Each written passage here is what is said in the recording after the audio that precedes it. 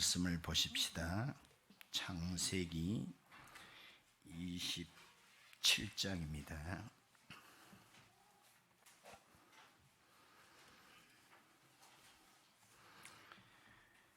(27장) 5절에서 14절까지 보시겠습니다. 5절.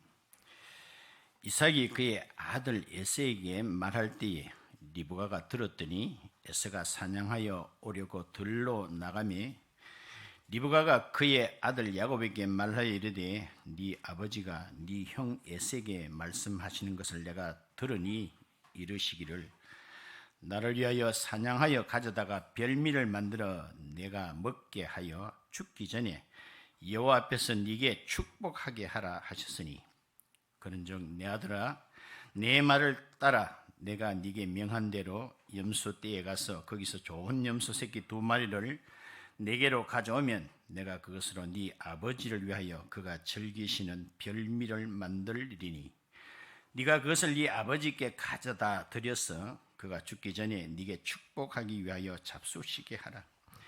야곱이 그 어머니 리브가에게 이르되 내 형 에서는 털이 많은 사람이요 나는 매끈매끈한 사람인즉 아버지께서 나를 만지실진데 내가 아버지의 눈에 속이는 자로 보일지라 복은 고사하고 저주를 받을까 하나이다. 어머니가 그에게 이르되 내 아들아 너의 저주는 내게로 돌리리니 내 말만 따르고 가서 가져오라. 그가 가서 끌어다가 어머니께로 가져왔더니 그의 어머니가 그의 아버지가 즐기는 별미를 만들었더라. 아멘. 할렐루야. 이 아침 어떻습니까? 세상에서는 가장 복된 시간 옳습니다. 인사 같이 나눕시다. 하나님께서 당신을 사랑하십니다. 당신 보니 살 맛이 납니다. 잘 돼가고 있습니다. 이 아침에 좋은 일이 생깁니다. 말한 대로 됩니다. 예.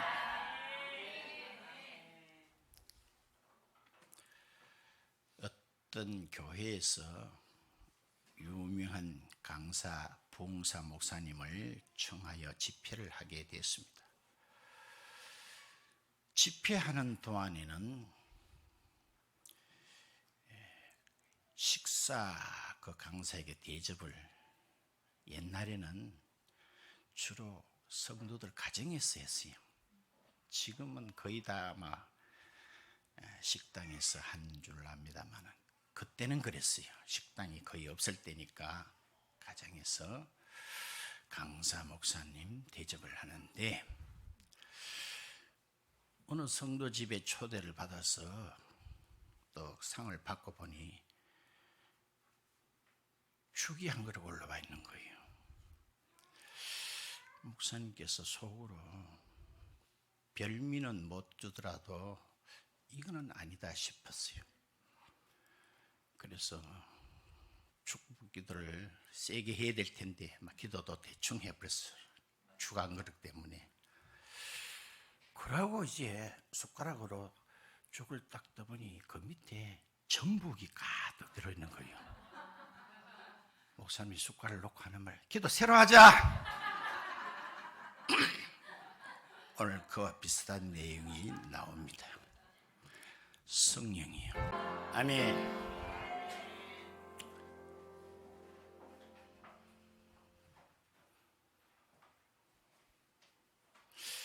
본문은 믿음의 가정에서 일어날 수 있는 그런 따뜻한 한 모습같이 보일지 모르지만 실상은 전혀 그렇지 않습니다. 이삭이 나이가 많이 들자 자기 아들 큰아들 에서를 불러다가 이렇게 말을 합니다. 아들아, 내가 언제 죽을지 모르니 내 마지막 사명은 상속자, 후계자에게 마음껏 축복하는 일이 남아있단다. 그러니 너는 내가 평소에 좋아하는 별미를 만들었어. 네가 사냥을 잘하니까 사슴인지 노른지 잡아다가 요리를 잘해서 가져오면 내가 그것을 먹고 만족하면서 너에게 마음껏 축복하겠다. 그런 이야기를 하게 됩니다. 1절부터 다시 볼까요? 이삭이 나이가 많아 눈이 어두워 잘 보지 못하더니 맏아들 에서를 불러 이르되 내 아들아 하며 그가 이르되 내가 여기 있나이다 하니 이삭이 이르되 내가 이제 늙어 어느 날 죽을는지 알지 못하니 그런즉 네 기구 곧 화살통과 활을 가지고 들에 가서 나를 위하여 사냥하여 내가 즐기는 별미를 만들어 내게로 가져와서 먹게 하여 내가 죽기 전에 내 마음껏 네게 축복하게 하라.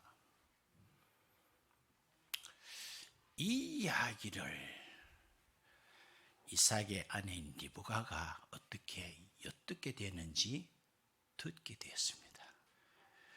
듣는 순간 얼마나 놀랐겠어요? 저를 봐주세요.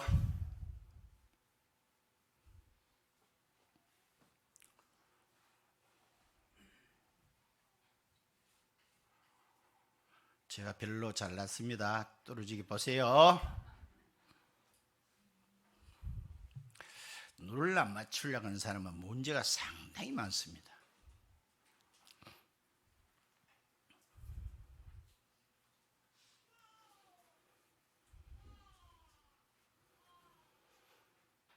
그래서 이 리브가는 잽싸게 에서의 동생인 야곱을 불러다가 너 아버지가 지금 이런 이야기를 했고 지금 급하게 진행 중에 있다. 그러니까 너는 내 시kim대로 해라. 뭐 할까요? 우리에 가서 염소 새끼 오동통한 거 2마리 끌고 오이라. 그러면 내가 요리를 잘해서 네 손에 지켜줄 테니까 너는 그것을 들고 아버지께 가서 축복을 받아라.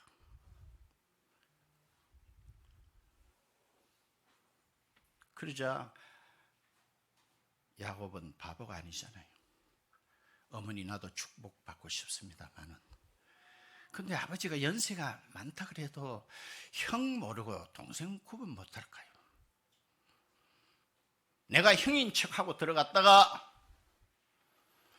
동생인 줄 탈로 난다면 복은 고사고 그 저주를 어떻게 내가 감당하겠습니까? 그 이야기를 하니까 어머니 리브가가 오늘 제목처럼 너의 저주는 내게로 돌려라. 너는 내 말만 따르라. 그런 내용을 보게 되는 것입니다. 도대체 이삭이 축복하는 축복권이 도대체 무엇이길래 아내는 남편을 쐐기고 동생은 형을 속이는 이런 일이 발생하게 되었을까요? 도대체 그 복이 무엇이길래? 설령 그러면 그 복을 속여서 따냈다 하자. 그러면 그 복의 효과는 있을까?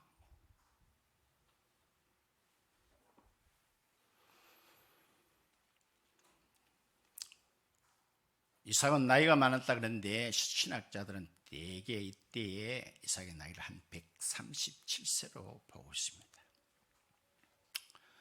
그래 되면 자연적 두 쌍둥이 아들들의 나이는 한 60세가 된다고 보여집니다. 1절 읽었습니다. 이삭이 나이가 많아 눈이 어두워졌다 그랬습니다. 이것은 통상적으로 나이가 들면 노안이 올 수 있습니다. 그러나 성경은 거기에만 국한시키지 않죠. 이거는 영적인 영역까지 가는 거예요.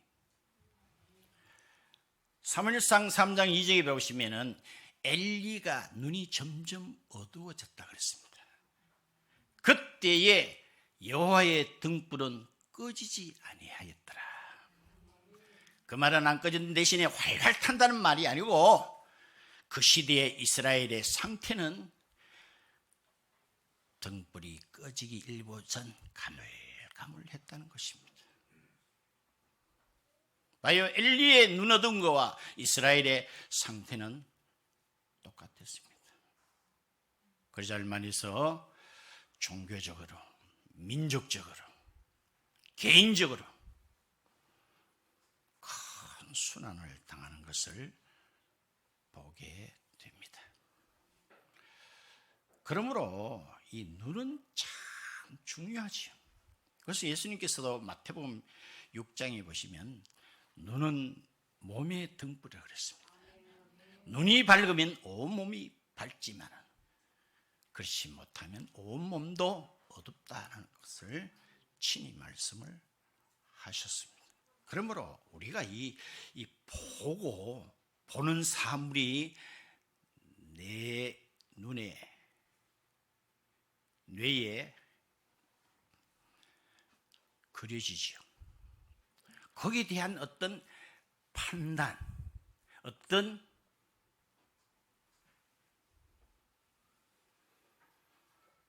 해석, 대단히 중요하다 그랬습니다. 그러므로 우리가 어떤 시각, 견해, 우리 인생관을 어떤 관점으로 보느냐, 그리스도를 어떤 관점으로 보느냐, 구원을 어떤 관점으로 보느냐, 세계관을 어떤 관점으로 보느냐, 역사를 어떤 시각으로 보느냐, 여기에 따라서 결정이 되어버립니다.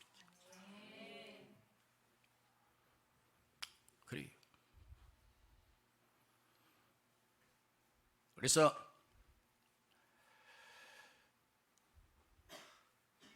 여기에 이삭은 평소에 별미를 즐겼다 그랬습니다. 그 별미를 즐기다 보니 자연적으로 큰 맏아들 에서를 편애했다라고까지 그 앞에 그리 말씀했죠. 이삭은 누구를 좋아했다 그랬어요? 에서를 좋아했다 그랬습니다. 자, 우리가 어떤 중요한 것을 결정할 때에 개인적으로나 공동체적으로나 자기가 좋아하는 어떤 성향으로만 이끌린다면 이거는 큰 낭비를 볼 수 있다는 거예요.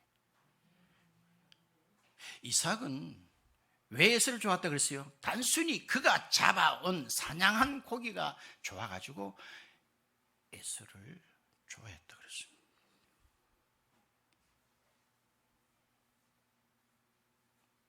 그래서 우리 개인적으로도 자기의 어떤 본성이나 감성에 끌려서 결정을 하게 되면 안 되겠죠. 좌파들의 특징은 우리 사람에게 감성을 자극합니다. 사람이 먼저다.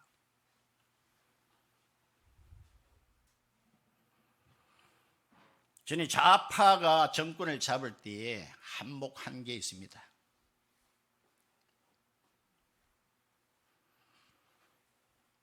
자기 부모가 죽어도 리본을 3년 이상 달고 다니는 사람 지금 없어요. 7년 8년이 지났는데도 노란 리본을 달고, 그 사람들 과연 세월호로 죽은 사람 생각해서 그럴까요? 여기 사람들이 다 쉐기 키는 거예요. 이야, 저런 사람 뽑아주면 우리를 얼마나 위해 주겠나. 그게 사단의 전략이.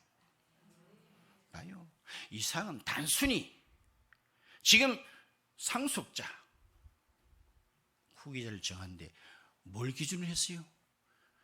자기에게 맛있는 걸 해주는 아들에게 걸렸다는 겁니다.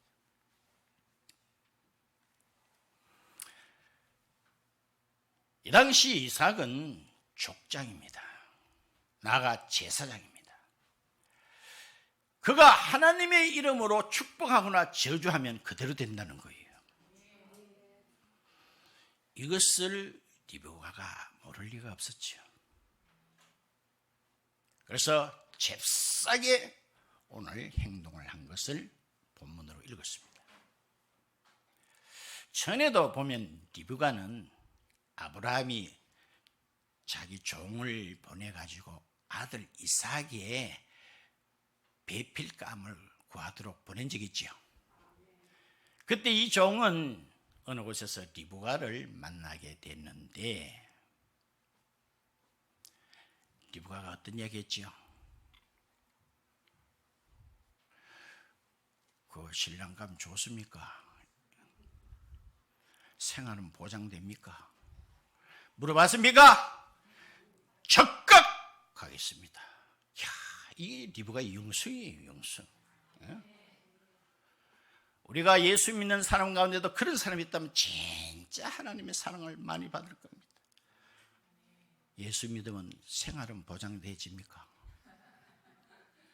내 병은 낫습니까?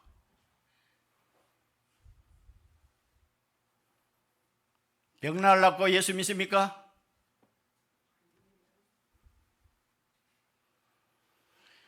우리를 속량하는 그 속량의 값이 너무 엄청나다고 시편에서 여러 번 본 적이 있습니다. 엄청. 설령 병 났다 합시다. 병 나고 나면 한 500년은 더 살지요. 우리의 목표가 물질이나 건강이나 내가 소원하는 게 이루어지는 것이 거기에 그치는 것이 결코 아니었습니다. 리브가가 이 말을 할 때에 참 당차다 싶어요. 누가 저주받고 싶겠어요? 아들아, 그 저주는 내게로 돌려라. 너는 내 말만 따르라. 시킨 대로만 해라. 이 말 속의 의미는 그렇겠죠. 설령 네가 뽀롱이 나서 저주를 받는다 해도 그 저주는 네게 오지 않는다는 거예요. 아멘. 아멘. 얼마나 확신에 찼으면 그 저주는 내게로 돌리고 내 시킨 대로만 해라. 근대 과학의 아버지 갈릴레오라는 사람이 있죠. 그가 지동설을 주장했습니다. 그 당시에는 지구가 우주의 중심이고 모든 태양이나 천체들은 지구를 중심으로 돈다고 했는데 아니다. 태양계에서만 해도 지구는 태양을 중심으로 지구가 돈다. 지동설을 주장하는 바람에 많은 사람에게 심지어 그 당시에 나름대로 수학자나 철학자나 혹은 종교계까지도 엄청난 시련을 받았습니다. 그래도 그날 확실했습니다. 따라합시다. 그래도 지구는 돌아간다. 믿음은 무엇입니까? 여러 가지 이야기할 수 있습니다만 그 중에 하나는 뭡니까? 따라합시다. 확신이다. 확신이다.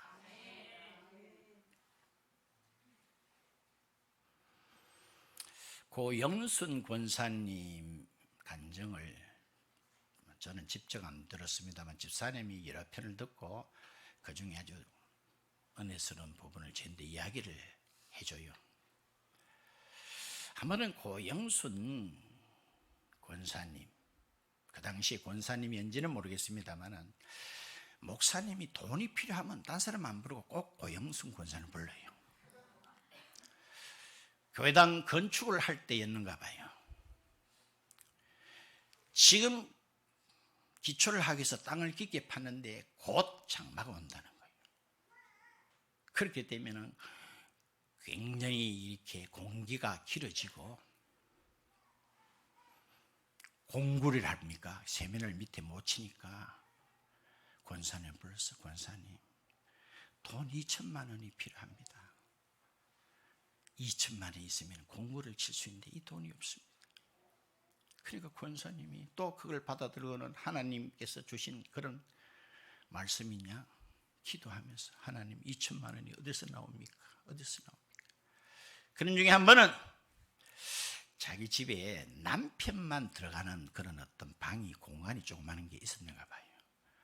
거기서 등을 뒤로 한 채 돈을 많이 세더라는 거예요.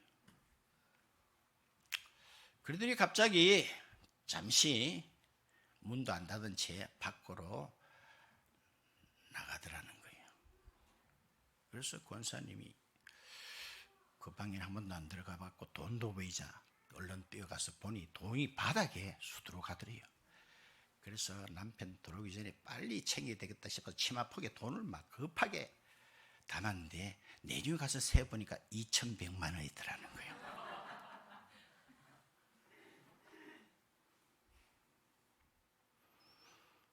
그거 자기 떡 사 먹겠어요? 그러고 나서 남편은 잠도 제대로 안 자면서 식음을 거의 전폐하다시피해서 계속 한숨만 쉬더라고요. 그 권사님이 왜 한숨 쉬는지 모르겠어요. 여보, 왜 무슨 일 있나? 혹시 뭐 건강에 문제라도 있나? 답을 안 하더래요. 그래도 계속 뭐 나도 당신 마누라잖아. 좀 그런 어떤 어려움이 있으면 나도 좀 일러주는 게 안 좋냐? 이렇게 구슬려서 해주는데 어느 날 자기가 직원들에게 줄 돈을 월급을 한참 세고 있다가 배가 너무 고파가지고 잠시 길 건너편에 식당에 갔다 온 사이에 도둑놈이 들어와가지고 2,100만 원을 훔쳐갔다는 거예요. 그러면서도 권사는 그래도 다행입니다. 다 안 훔쳐간 게 참 그래도 양심 있는 도둑놈입니다. 그러면서 이 남편은 물론 그 당시 교회도 안 나오고 교회를 많이 핍박하고 자기 부인도 교회 못 나가게 하는 사람인데 욕을 얼마나 해제키는지 이 돈 훔쳐간 도둑놈은 산대가 빌어 처먹어라. 쇠가 쇠 이거 촌에 가면 혀를 쇠라 그래. 쇠가 만발에 빠져 되져라 등등 입에 담을 수 없는 욕을 하더라. 근데 권사님은 속으로는 희적희적거리면서 암만 욕해봐라. 내가 오는가? 그러면 또 이러면서 그러겠죠. 목사님 집에 돈도 훔쳐가지고 교회 갔어도 됩니까? 그거는 나중에 또 이야기해 드릴게요.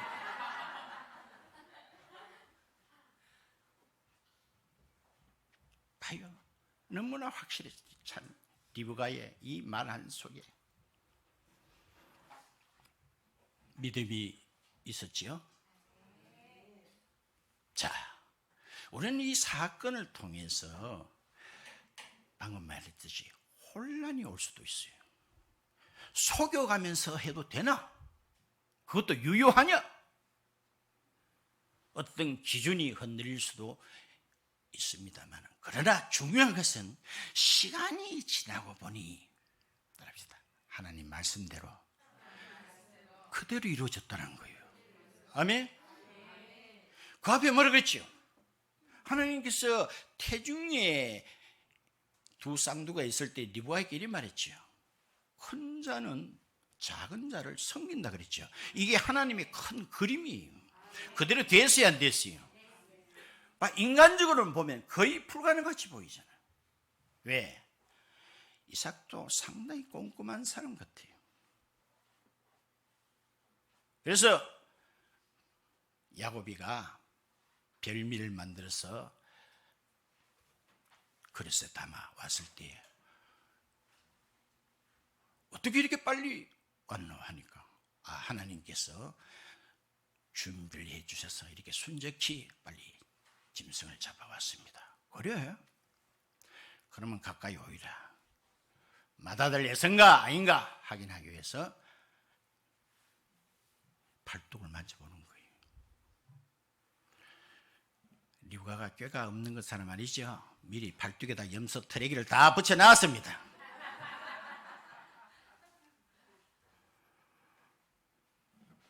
그렇죠?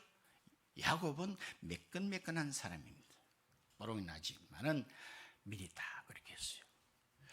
만져보니까 형 에서가 맞는데 목소리는 동생 야곱 같다. 아마 형이 자기가 흉내 내죠. 제가 감기가 좀 든 것 같습니다. 그런 이야기도 거기 나오지요. 21절에 이삭이 야곱에게 이르되 내 아들아 가까이 오라. 내가 과연 내 아들 에서인지 아닌지 내가 너를 만져보려 하노라.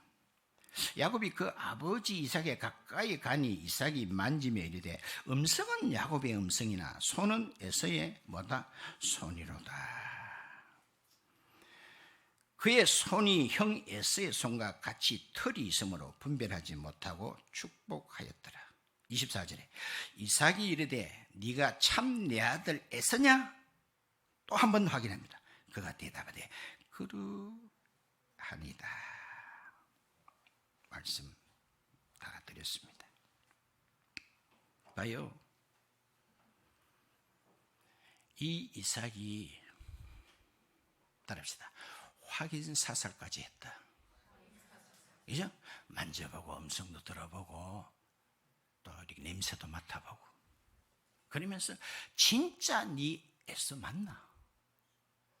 모르니까 제가 에서 맞습니다 하자 그에게 두 손을 얹고 마음껏 축복했다는 것입니다.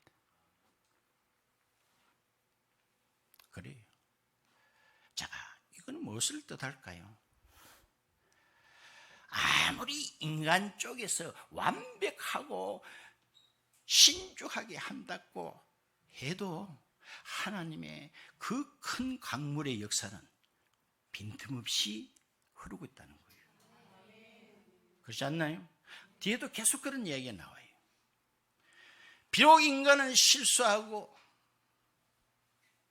연약하지만 하나님께서 약속한 그 약속은 신실하게 지켜나가신다는 것을 여기서도 엿볼 수 있지 않나요? 그래요. 우리 모든 사람은 개인이나 국가나 자기의 좋아하는 대로 자기의 성향대로 승리로 이끌어가기 위해서 가진 수단 방법을 가리지 않습니다만 그래봤자 따라합시다. 그래봤자 손 안에 든 벼룩이단 말이 있어요. 맞아 안 맞아요?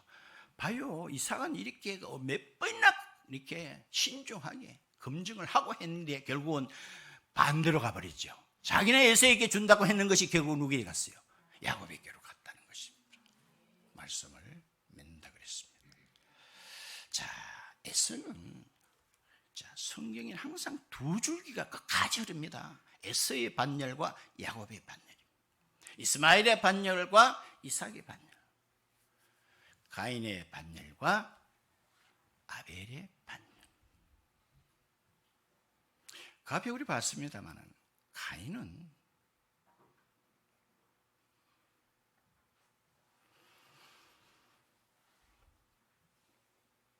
자기의 의로 살려고 한 사람이었습니다.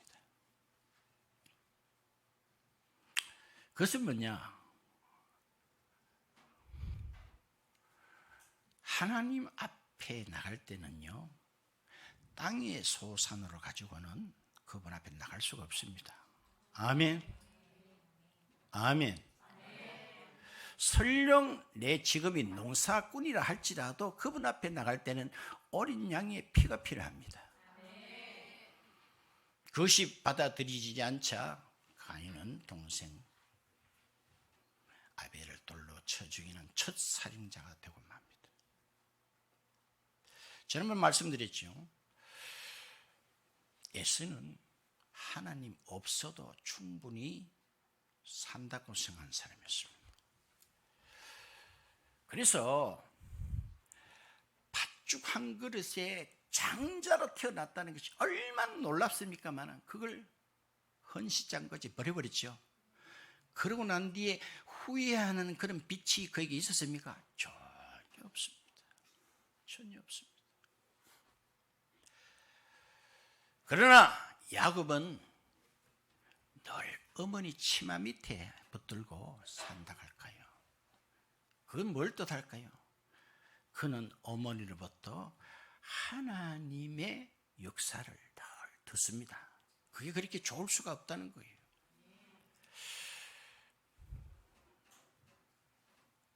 우리 교인 가운데도 나는 믿음이 없고 어머니가 좋다 싶거든 치마 자락 붙들고 늘어지세요. 나는 믿음이 없지만 내 딸이 믿음이 있다 싶으면 붙들고 늘어지시기를 바랍니다. 그렇지요? 자, 하나가 무너지니까 어떻게 돼요? 자, 그 앞에 26장 끝절 보세요. 26장 끝절에 34절 볼까요? 에서가 40세의 헷 족속 부에라의 딸 유딕과 헷 족속 엘론의 딸 바스맛을 아내로 맞이하였더니 그들이 이삭과 리브가의 마음에 기쁨이 되었더라. 봐요. 근심덩거리. 자, 우리 하나님은요, 너는 예수 믿으면 안 돼, 너는 천국 가면 안 돼, 그거 가면 천국 물이 흐리죠. 이런 사람 없습니다. 없어요. 봐요. 오늘 봐요. 이 에서가 가는 걸 자기가 자취해야 하네요. 누가 그리 하라 그랬습니까? 예? 팥죽 한 그릇에 그 장자의 그 대단한 명분을 죽 한 그릇에 팔아버리고. 봐요. 그 다음부터 나오는 게 자간자간 하는 수순을 밟고 있잖아요. 그 부모님이 기쁨이 되었대요. 그 가나안 땅에 있는 여자들 마음에 드는 대로 다 아내로 삼아 그들의 속을 얼마나 썩였는지 근심이 되었더라. 하나님이 그리 하라고 했습니까? 지옥 갔다면 그것은 하나님이 보냈습니까? 자기가 그 길로 가는 거예요. 저와 여러분은 이 장자의 명분이 이 가치가 얼마나 큰지, 주일 예배 드리는 이 가치가 얼마나 큰지, 이걸 합지 않게 생각하면 하나님은 뺏어버립니다. 응? 그렇죠? 자기가 뭐 잘나가 장자 됐으니까 5분 먼저 태어나는 바람에 장자에서 얼마나 고맙게 생각해야 될 건데 헌식장처럼 내버린. 그렇습니다.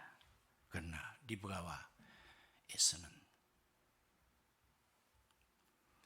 그렇지, 리브가와 야곱은 달랐습니다. 오늘 저와 여러분 하나님께서 이 반열에 세운 줄 믿으시기 바랍니다. 그 하나님께 한번 감사의 박수 올려볼까요?